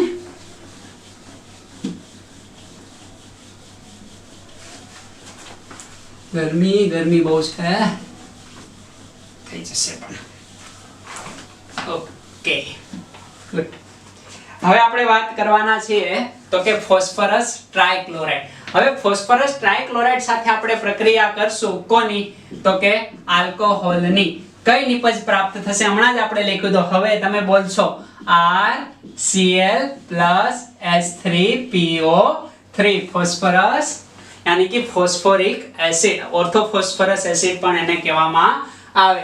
તો આ પ્રકારની આપણને નિપજ પ્રાપ્ત થઈ. હવે આ નિપજની આપણે શું જોશું? તો કે ક્રિયાવિધિ. ગુજરાત બોર્ડ માટે ખબર પડી ગઈ ને, એટલું જ. આની ક્રિયાવિધિ આપણે જોઈએ કે અહીંયા કઈ રીતે પ્રક્રિયા થશે. તો સેમ ROH આ આપણો છે આલ્કોહોલ, જે ઓક્સિજન 2 અબંધકારક ઇલેક્ટ્રોન યુગ્મ ધરાવે. ઓકે, જેના ઉપર કોણ આક્રમણ કરશે? તો કે સરસ મજાનું સંયોજન. આ સંયોજનને આપણે શું કહેશું? તો કે ફોસ્ફરસ ટ્રાઇક્લોરાઇડ. હવે ફોસ્ફરસ ટ્રાઇક્લોરાઇડ ને ઓક્સિજન પાસેથી ઇલેક્ટ્રોન મેળવશે, યાની કે આ અમને ઇલેક્ટ્રોન આપશે. હવે આ અમને ઇલેક્ટ્રોન આપે તો કેવા પ્રકારનું બંધારણ બને? તો કે R આ ઓક્સિજન પાસે 2 અબંધકારક ઇલેક્ટ્રોન યુગ્મ હતા, હવે એક રહેશે, આપે છે એટલે પોઝિટિવ ચાર્જ. કોને આપે છે? તો કે ફોસ્ફરસ ને. ખ્યાલ આવે છે ને? તો ફોસ્ફરસ ને એ ઇલેક્ટ્રોન આપશે તો ફોસ્ફરસ ઉપર કયો ચાર્જ આવશે? તો કે ફોસ્ફરસ ઉપર આવશે પોઝિટિવ ચાર્જ. ખ્યાલ આવે છે ને? પણ એ ચાર્જ ક્યારે આવે? કારણ કે ફોસ્ફરસની સંયોજકતા વધી ગઈ, તો આ જ સમયે આ Cl- અહીંથી દૂર થશે. ખ્યાલ આવી જાય કે નો ખ્યાલ આવી જાય? હવે જેવો આ Cl- અહીંથી દૂર થાય, અહીંયા હાઇડ્રોજન તો હશે ને, અને Cl- દૂર થઈ જાય એટલે અહીંયા આપણે લખશું નહીં. તો આ પ્રકારની પ્રક્રિયા થતી આપણને માલુમ પડે. હવે આપણે અહીંયા શું કરવાના છીએ? તો કે અહીંથી સરળતાથી હાઇડ્રોજન નહીં નીકળે. કેમ નહીં નીકળે? આગળની પ્રક્રિયામાં તો આપણે દૂર કર્યો હતો ને, અહીંથી હાઇડ્રોજન રિમૂવ નહીં થાય, કારણ કે આ પ્રક્રિયા દરમિયાન એક Cl- તો તમે રિમૂવ કર્યો ને. હવે જો હાઇડ્રોજનને રિમૂવ કરો તો પ્રક્રિયા દરમિયાન શું બને? તો કે HCl બને. પણ અહીંયા ક્યાંય HCl બનતો નથી, એટલે આ Cl- રિમૂવ થશે નહીં, પરંતુ આ ઓક્સિજન ઉપર પોઝિટિવ ચાર્જ, એટલે આ રિમૂવ નહીં થાય તો શું કરશે? તો કે આ જે R સમૂહ, આલ્કાઇલ સમૂહ પાસેથી એ શું કરશે? ઇલેક્ટ્રોન આ રીતે મેળવશે ને. હવે એ ઇલેક્ટ્રોન મેળવે છે તો આના ઉપર કયો ચાર્જ આવશે? આપે છે એટલે આંશિક ધન વીજભાર આવે. ઓકે, અને આના ઉપર કયો ચાર્જ આવશે? તો કે ચાર્જ ખતમ થઈ જશે. તો આ બંધારણ એને ઇલેક્ટ્રોન આપશે. હવે આ બાજુથી જોડાણ થાય એમ છે નહીં, અને આ ઓલરેડી પહેલે જ દૂર થઈ ગયો, પહેલેથી જ, એટલે કે આંતરઆણવીય આક્રમણ પણ થશે નહીં. તો હવે આ એટેક કરશે, આ બાજુ તો જોડાણ ચાલુ છે, આ બોન્ડ તૂટ્યો નથી, આંશિક ધન વીજભાર છે. તો આ જે Cl- દૂર થયો એ ક્યાંથી જોડાશે? પાછળની બાજુથી. યાની કે કઈ નિપજ મળી? ધારણા કે વ્યુત્ક્રમણ. એક્ઝેક્ટલી કઈ નિપજ મળે છે? વ્યુત્ક્રમણ પ્રાપ્ત થશે. વિરુદ્ધ બાજુથી જોડાઈને શું થશે? તો કે R સાથે જોડાશે એટલે RCl બન્યું. ખ્યાલ આવે છે? અને આ જે સંયોજન છે શું બનશે તો કે ઓક્સિજનનો ચાર્જ ખતમ થશે, અહીંયા હાઇડ્રોજન, અહીંયા શું વધ્યું તો કે ફોસ્ફરસ, આ આપણો Cl, આ આપણો Cl. ખ્યાલ આવી જાય? આ પ્રકારની પરિસ્થિતિ નિર્માણ પામતી હોય. હવે આપણે શું કરશું તો કે પ્રક્રિયા દરમિયાન જે લાસ્ટ આપણને સંયોજન મળ્યું એ સંયોજનનું આપણે શું કરશું? તો હવે જે એ સંયોજન આપણને મળ્યું, અહીંયા એક Cl- મળ્યો, આ સમીકરણને સંતુલિત કરવું હોય તો આને 3 વડે ગુણવા પડે, કારણ કે 3 Cl છે. તો આને કેટલા વડે ગુણવા પડે? 3. તો એક OH ગ્રુપ ગયો, હવે બીજો OH ગ્રુપ આવશે. PCl3 તો એક જ છે ને. હવે બીજો OH ગ્રુપ જે આવે છે ROH, એ કોની સાથે પ્રક્રિયા કરશે તો કે પેલું P, ઓકે, અહીંયા એક Cl, અહીંયા Cl અને અહીંયા OH. આ રીતે લખી શકાશે ને એમને? આ બંધારણ દેખાય છે, ઓકે, P Cl Cl અને OH, જે આપણે ક્યાં લખ્યું? અહીંયા. હવે આમની સાથે પ્રક્રિયા કરશે તો સેમ એઝ ઇટ ઇઝ શું થશે? આ અહીંયા સાથે જોડાશે, ઓકે, અને અહીંથી Cl દૂર થશે. કેમ Cl OH દૂર થઈ શકે ને? પણ ગુડ લિવિંગ ગ્રુપ આના કરતા આ મોર ઇલેક્ટ્રોનેગેટિવ છે, એટલે બંધના બંને ઇલેક્ટ્રોન એ મેળવી લેશે અને એ દૂર થશે. તો એ સંયોજન દૂર થઈ ગયું એટલે -Cl- આપણને પ્રાપ્ત થાય. આ જોડાણું તો RO, આ આપણો H, આના ઉપર પોઝિટિવ ચાર્જ, અહીંયા શું વધશે? P Cl, આ OH, અને એક Cl- તો દૂર થઈ ગયો ને.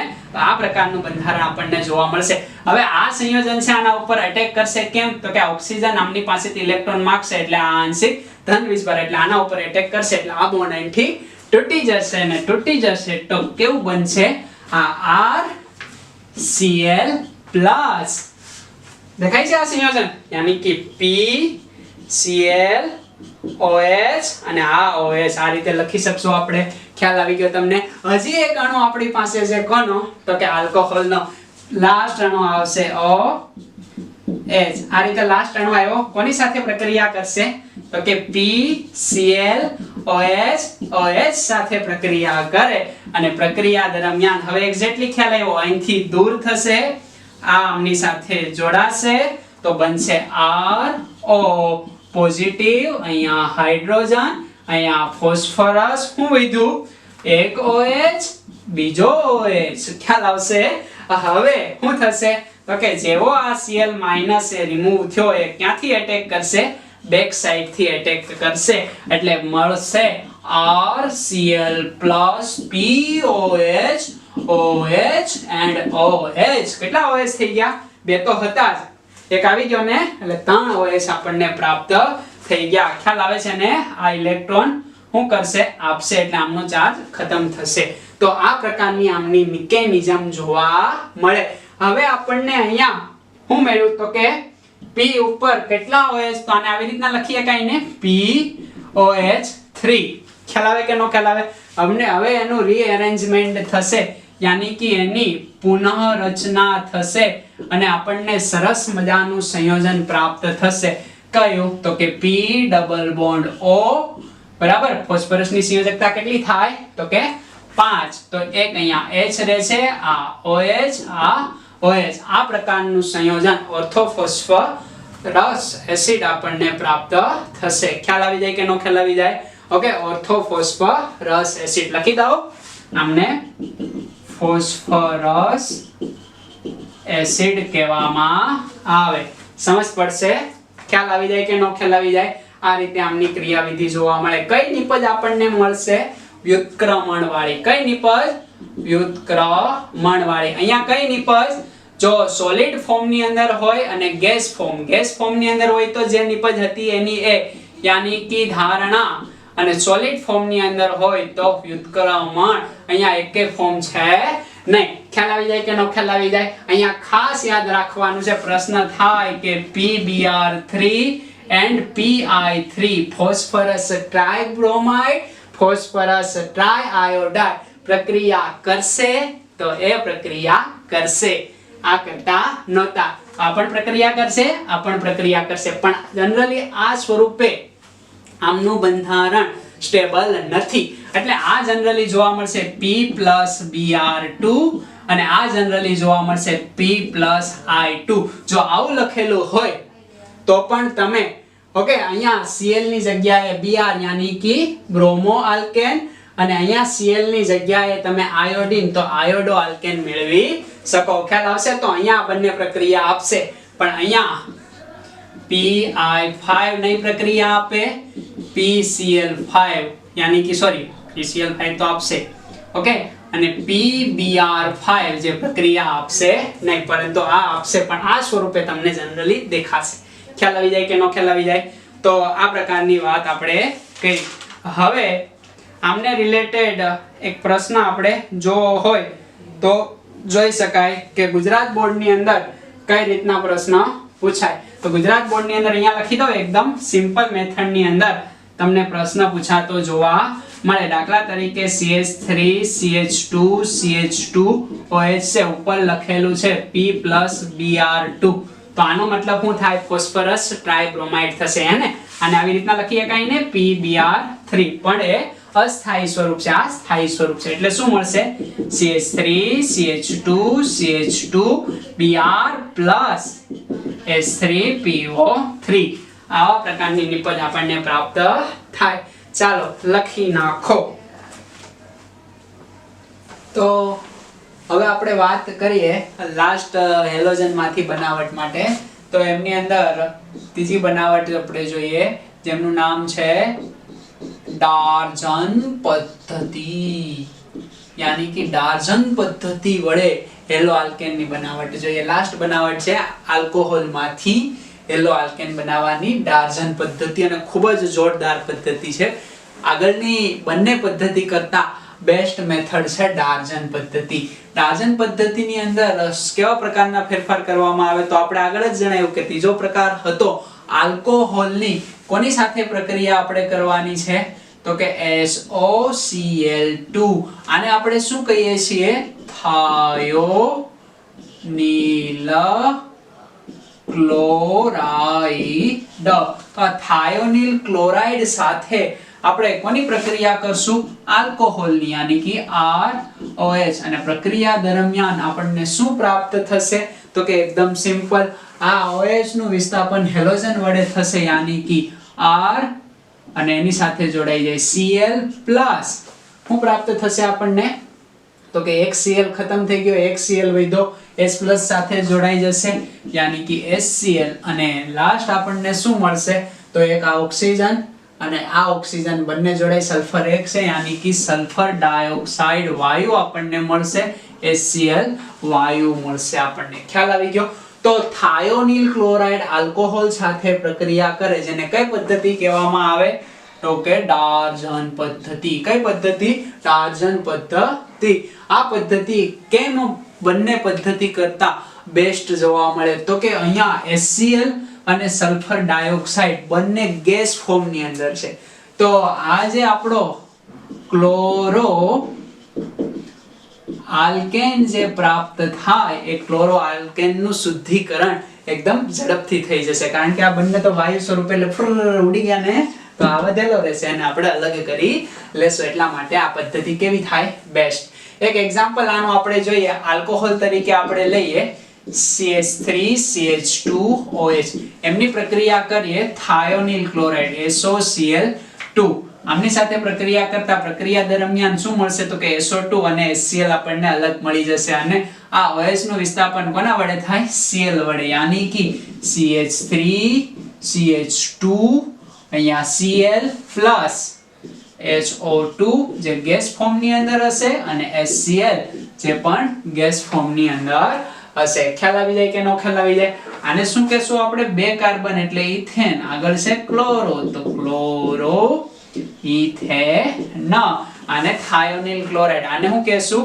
Ethane plus all ethanol. Understand? ખ્યાલ આવી જાય? ઓકે. આ ગુજરાત બોર્ડ માટે એટલું ગુડ.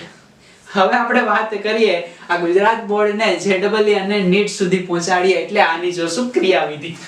તો આમની મિકેનિઝમ यानी कि ક્રિયાવિધિ આપણે જોવાનો પ્રયત્ન કરીએ તો એકદમ સરળ ક્રિયાવિધિ છે. કેવી રીતના? તો આપણે લઈએ પહેલા આલ્કોહોલ यानी कि ROH.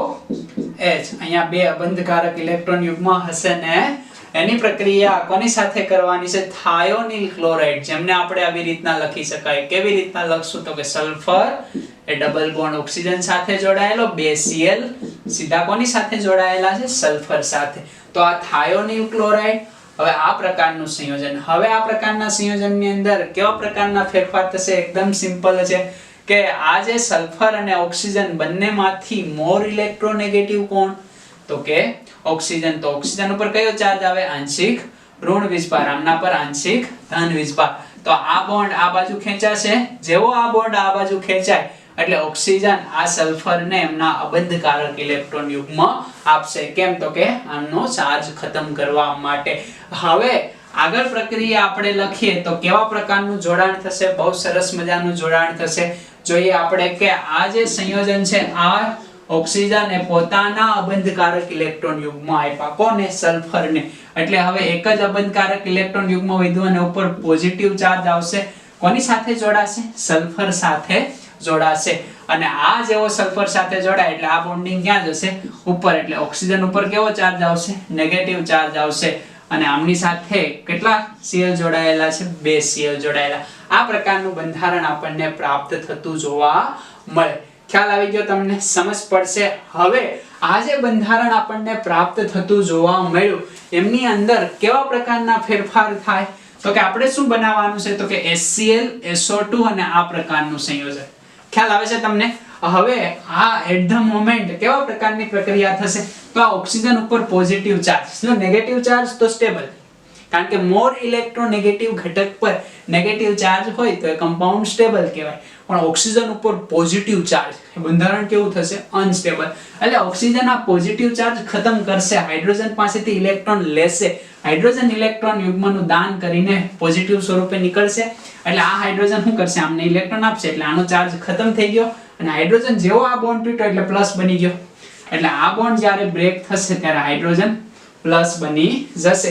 એ જ સમયે આ જે Cl છે એ અહીંથી રિમૂવ થશે અને આ Cl અહીંથી રિમૂવ થાય અને આ H+ સાથે જોડાઈ જાય અને HCl બની ગયો. હવે આ Cl રિમૂવ થયો તો આ જે ઇલેક્ટ્રોન લઈને ગયો, કારણ કે સલ્ફર કરતા Cl મોર ઇલેક્ટ્રોનેગેટિવ છે, તો આ બોન્ડ જ્યારે બ્રેક થશે ત્યારે આ સલ્ફર ઉપર પોઝિટિવ ચાર્જ અને આ Cl ઉપર માઈનસ નેગેટિવ ચાર્જ, યાની કે H+ અને Cl- શું રિમૂવ થઈ ગયું? તો કે સિમ્પલ HCl રિમૂવ થઈ ગયા. હવે આ સલ્ફર ઉપર પોઝિટિવ ચાર્જ આવ્યો, જ્યારે આ બોન્ડ તૂટ્યો ત્યારે અહીંયા પોઝિટિવ ચાર્જ, ઓક્સિજન વચ્ચે નેગેટિવ ચાર્જ, તો પોઝિટિવ નેગેટિવ બોન્ડનું ફોર્મેશન કરી લે, યાની કે આ ઓક્સિજન આને ઇલેક્ટ્રોન ફરી આપી દે એટલે ઓક્સિજન અને સલ્ફર વચ્ચે ડબલ બોન્ડ બની જાય, યાની કે આ સલ્ફરનો ચાર્જ કેવો થઈ ગયો? ખતમ. નીચે લખવાનો પ્રયત્ન કરું તો કે R આ ઓક્સિજન, હવે આનો ચાર્જ ખતમ થઈ ગયો ને, કારણ કે આને ઇલેક્ટ્રોન આપી દીધા હોય. Single bond H, double bond O, આમની સાથે જોડાયેલો હશે Cl. આ પ્રકારનું બંધારણ થતું જોવા મળે. હવે ઓક્સિજન ઉપર ફરીવાર બે અબંધકારક ઇલેક્ટ્રોન યુગ્મ આવી ગયા. ખ્યાલ આવે છે તમને? એક પ્રોડક્ટ આપણને મળી ગઈ HCl. હવે આપણે જોઈએ છે આ પ્રકારનું, યાની કે ક્લોરોઆલ્કેન અને SO2. તો અહીંથી SO2 ને આપણે દૂર કરવા માટે શું કરશું અને ક્લોરોઆલ્કેન બનાવવાનું? તો આ જે સંયોજન છે એને રિમૂવ આપણે કરવું પડશે. તો કેવા પ્રકારની પ્રક્રિયા છે? બહુ સરસ મજાની પ્રક્રિયા. ફરીવાર આ ઓક્સિજનના અબંધકારક ઇલેક્ટ્રોન યુગ્મ અહીંયા જશે, આ જે છે એ અહીંયા જશે, ફરીવાર આ પાછા અહીંયા આવશે અને આ Cl રિમૂવ થશે. છે ને? બહુ મસ્ત પ્રક્રિયા, એકદમ જોરદાર, શાનદાર. તો આ ઓક્સિજનના અબંધકારક ઇલેક્ટ્રોન યુગ્મ અહીંયા ગયા એટલે અહીંયા ડબલ બોન્ડ બન્યો. ખ્યાલ આવે છે? અહીંયા ડબલ બોન્ડ બન્યો એટલે સલ્ફરની સંયોજકતા વધી, એટલે એ ક્યાં ગયો? અહીંયા. જો અહીંયા લખું છું એટલે તમને વધારે ખ્યાલ આવે એકદમ. યાની કે આ R, આ ઓક્સિજન છે, દેખાય છે? એને પોતાના અબંધકારક ઇલેક્ટ્રોન યુગ્મ આપ્યા એટલે પોઝિટિવ ચાર્જ. અહીંયા કોનું ફોર્મેશન થયું? ડબલ બોન્ડનું. આ સલ્ફર છે, અહીંયા જેવું ડબલ બોન્ડનું ફોર્મેશન થયું એટલે આ સિંગલ બોન્ડ. એટલે સલ્ફરે કોને ઇલેક્ટ્રોન આપ્યા? ઓક્સિજનને. ઓક્સિજન ઉપર નેગેટિવ ચાર્જ. આ ઓક્સિજનના નેગેટિવ ચાર્જ ક્યાં આવ્યો? ફરીવાર અહીંયા આવ્યો. હવે ફરીવાર જે ચાર્જ અહીંયા આવ્યો એટલે ફરીવાર પાછો અહીંયા ડબલ બોન્ડ બન્યો. હવે પાછો સલ્ફરની સંયોજકતા વધી એટલે અહીંયા જે Cl હશે ઇલેક્ટ્રોન લઈને જશે, એટલે અહીંથી Cl- ઇલેક્ટ્રોન લઈને જશે. ખ્યાલ આવે કે નો ખ્યાલ આવે? હવે અહીંથી જેવો Cl- ઇલેક્ટ્રોન લઈને જશે, યાની કે અહીંયા જે Cl- આપણો પ્રાપ્ત થયો, આ શું કરશે? તો કે એકદમ સિમ્પલ મેથડ છે. તો કે આ જે સંયોજન હજી તો અહીંયા જોડાયેલો જ હતો ને, જેવો એ જોડાશે ને ત્યાંથી તૂટશે એટલે આ જે સમૂહ પર આક્રમણ કરશે. આવો પ્રશ્ન થાય કે ત્યાં શું કામ આક્રમણ કરે? તો સિમ્પલ છે ભાઈ. કેમ? તો કે ઓક્સિજન ઉપર પોઝિટિવ ચાર્જ પોસાય નહીં એટલે ઓક્સિજન શું કરશે? તો કે આમની પાસે તો નહીં મેળવી શકે ને. તો ઓક્સિજન ના આ જે માણસ છે, કાર્બન હશે, એની પાસેથી ઇલેક્ટ્રોન માંગશે તો આના ઉપર કયો ચાર્જ આવી જાય? બોન્ડ નથી તૂટ્યો એટલે આંશિક ધન વીજભાર. આના પર પ્લસ ચાર્જ ખતમ કરશે એટલે આ Cl- આ R ઉપર આલ્કાઇલ સમૂહ ઉપર આક્રમણ કરી દે. આ બોન્ડ તૂટી જાય એટલે આ પ્લસ કેન્સલ થઈ જાય એટલે જે આપણું સંયોજન પ્રાપ્ત થશે એ સંયોજન હશે RCl. કારણ કે અહીંથી બોન્ડ તૂટ્યો એટલે પ્લસ આવી ગયો, પ્લસ સાથે માઈનસ જોડાઈ જાય એટલે શું બન્યું? Hello alkane. બસ એ બની ગયું. બીજું હવે શું વધ્યું? તો કે ઓક્સિજનનો ચાર્જ કેન્સલ થાય ને, જ્યારે આ બોન્ડ બ્રેકિંગ થાય ત્યારે ઓક્સિજનનો ચાર્જ કેન્સલ થાય, યાની કે O double bond H double bond O. આને શું કહેશું? તો કે સલ્ફર ડાયોક્સાઇડ. તો આપણને મળી ગયું સલ્ફર ડાયોક્સાઇડ, આપણને મળી ગયું RCl અને આપણને મળી ગયું HCl. તો આ ત્રણ વસ્તુ આપણી ફૂલફિલ થાય. તો આ છે કોની? ક્રિયાવિધિ. કયા પ્રકારનો એટેક થયો બસ એ જાણવાનું છે. જો એટલું આવડી જાય ક્રિયાવિધિની કઈ જરૂર છે નહીં. તો કયા પ્રકારનો એટેક થયો? બે પ્રકારના એટેક હોય, એક ધારણા અને વ્યુત્ક્રમણ. તો અહીંયા જ્યાં છે ત્યાંનું ત્યાં જ જોડાણું, જ્યાં બોન્ડ હતો ત્યાંનું ત્યાં જ જોડાણું. ખ્યાલ આવે છે? તો આને શું કહેશું આપણે? વ્યુત્ક્રમણ નહીં. કઈ નિપજ કહેશું? તો કે ધારણા. સમજ પડે છે? જો બેક સાઈડ થી એટેક કરે તો એને વ્યુત્ક્રમણ કહે, વિરુદ્ધ બાજુથી વ્યુત્ક્રમણ, ઊંધું થવું. પણ અહીંયા જ્યાં છે ત્યાંનું ત્યાં, યાની કે જ્યાં આપણો OH- હશે ત્યાં જ Cl- જોડાયેલો જોવા મળશે. તો ખ્યાલ આવી ગયો તમને? સમજ પડશે? આજના લેક્ચરની અંદર આપણે એટલે સુધી રાખીએ. તો એકવાર રેપિડ રિવિઝન કરી લઈએ આખા લેક્ચરની અંદર આપણે શું જોયું. તો પહેલી વાત કરીએ તો લેક્ચરની શરૂઆત આપણે કઈ પદ્ધતિથી કરી હતી? તો કે આલ્કોહોલમાંથી આપણે હેલો આલ્કેન બનાવવો હોય તો 3 પદ્ધતિને આપણે ફોલો કરી. પહેલી પદ્ધતિ આપણી ખૂબ જ સરસ મજાની હતી, લ્યુકાસ રિએજન્ટ વાળી. અહીંયા લખી દઉં. પહેલી મેથડ હતી કઈ મેથડ હતી? તો કે એકદમ સિમ્પલ કસોટી, લ્યુકાસ કસોટી, કે જેમની અંદર આપણને નિપજ કેવી મળે છે? જો કિરાલ કાર્બન હોય તો રેસેમિક મિશ્રણ મળે છે. ખાસ યાદ રાખવાનું છે. બીજી મેથડ આપણે જોઈએ તો બીજી મેથડ હતી PCl3 and PCl5. PCl5 ની અંદર ઘન હોય ત્યારે અલગ નિપજ મળે અને વાયુ હોય ત્યારે અલગ નિપજ મળે. અને એના પછી ત્રીજી મેથડ જે આજે અત્યારે આપણે જોઈએ છીએ એ ડાર્જન પદ્ધતિ. ડાર્જન પદ્ધતિમાં કેવી નિપજ મળે? ધારણા. વાયુ સ્વરૂપે PCl હોય ત્યારે કઈ નિપજ મળે? ધારણા. ઓકે. ઘન સ્વરૂપે હોય ત્યારે કઈ નિપજ મળે? વ્યુત્ક્રમણ. અને PCl3 માં કઈ નિપજ મળશે? વ્યુત્ક્રમણ મળશે. ખ્યાલ આવશે ને? એટલે દેખાશે ને? ઓકે. વ્યુત્ક્રમણ. અને લ્યુકાસ કસોટીની અંદર ધારણા प्लस व्युत्क्रमण, इसको बोलते हैं रेसेमिक मिश्रण. ખ્યાલ આવી જાય કે ન ખ્યાલ આવી? બસ એટલી વસ્તુ તમારે ખાસ યાદ રાખવાની છે. કોના માટે યાદ રાખવાની છે? JEE અને NEET માટે. જો ક્રિયાવિધિ તમારે નો ધ્યાનમાં લેવી હોય તો સમજ પડશે. તો આજના લેક્ચરની અંદર આપણે એટલે સુધી રાખીએ. હવે નેક્સ્ટ લેક્ચરની અંદર થોડી પ્રક્રિયાઓ હજી બાકી છે એમનો આપણે અભ્યાસ કરશું અને હેલો આલ્કેનના આપણે ભૌતિક ગુણધર્મો પણ જોશું. તો આજનો લેક્ચર આપણે એટલે સુધી રાખીએ. આ બધી જ પ્રક્રિયાઓ લખીને પ્રિપેરેશન કરતા જશો એટલે ચોક્કસ યાદ રહી જશે. દરેક પ્રક્રિયાને તમે વારંવાર લખશો. ઓકે, તો ચાલો લખી નાખો.